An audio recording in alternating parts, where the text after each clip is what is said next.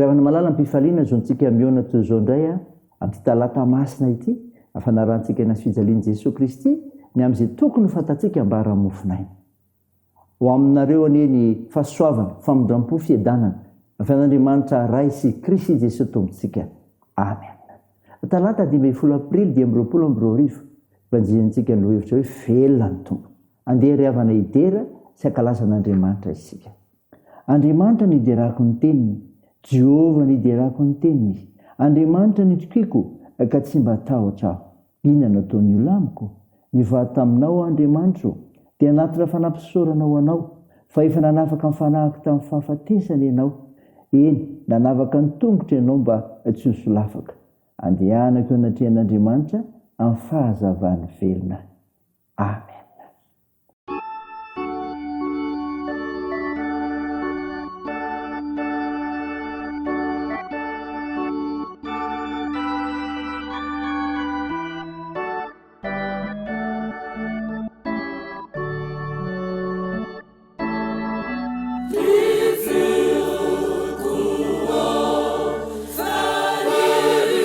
Sia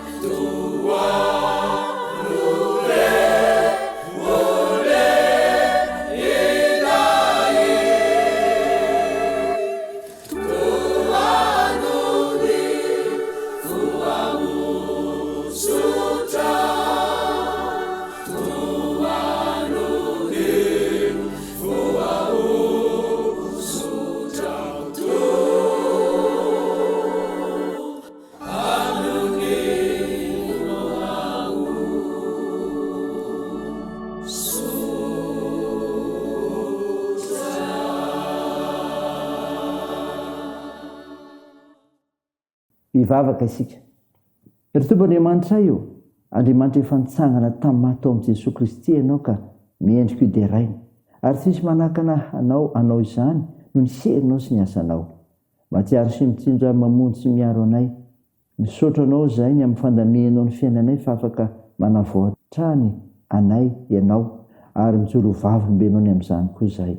Midera sy mankalaza ny voninahitsinarynao masina izay Tompo, ary matsiaro ny tena koa molona amin'ny fahamasinanao. Fa be ny fahadisoanay, koa mifonina aminao izahay, mamelany erikay, mamindrafo aminay. Fa namasino, midira ty anatinay raha siany sy andray ny afatra tsara fe hamofinay izahay. Aizanay maneho fa velona ny Tompo Andriamanitray. Mitenena Tompo fa voninkenanao izahay. Anaran'i Jesosy Kristy mpamonjy anay. Amen.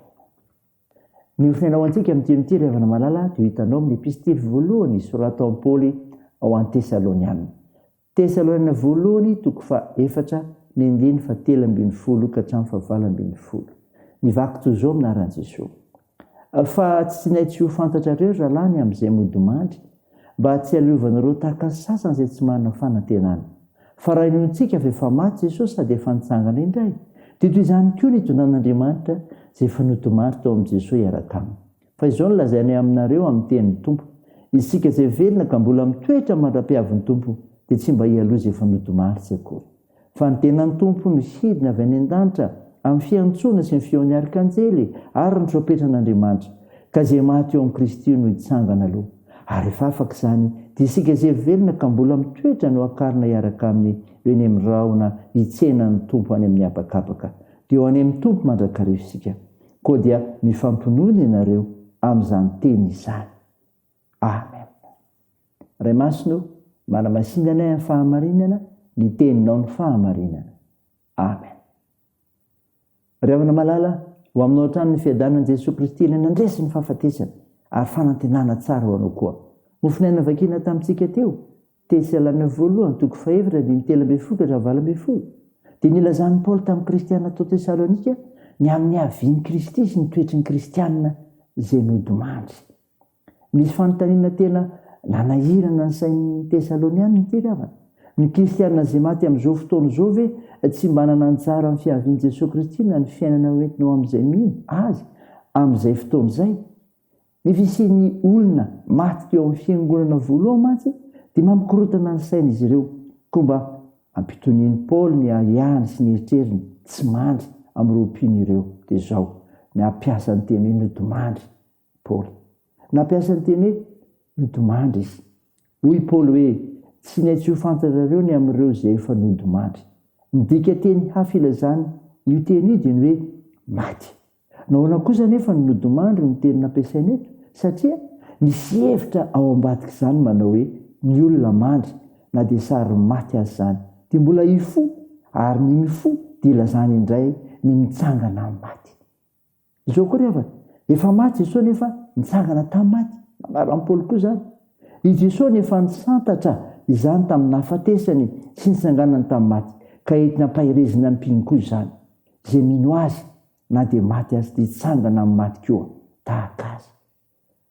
Noho izany ry havana, mibaiko tenin'ny Paoly malohan'izany, manana fanantenana, mampahery ny kristianina araka izany Paoly mba tsy ho very fanantenana tahaka ny sasany izay tsy mba manana izany mihitsy izy ireo, ka mihevitra fa rehefa maty dia vita koa ny tantara sy ny fiainany ireo. Tsia, takiana araka izany miorenana hatrany amin'ny finoanan'Andriamanitra ilay mahay manangana ny maty tahaka nananganana an'i Jesosy Kristy.